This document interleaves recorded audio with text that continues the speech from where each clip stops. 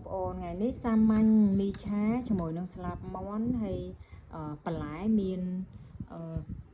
សង្កៀបនឹងហើយមុនសាក់ញ៉ាំបងប្អូននឹងបាយមួយចានហ្នឹងគឺញ៉ាំអស់ហ្មងនិយាយទៅបែងចែកចំណែកចាំក្រោយកុំឲ្យវាពិបាកឆ្ងាញ់អត់កូនឆ្ងាញ់អូលឺឡើងគ្រប់ទៀតជាតែមីនឹងឆ្ងាញ់អត់ញ៉ាំមើល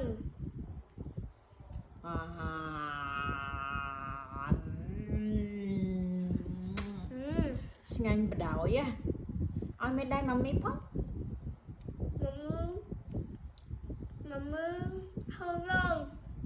ហ៎ម៉ាមីធ្វើលយធ្វើឆ្ងាញ់ម៉ាមីធ្វើម្ហូបឆ្ងាញ់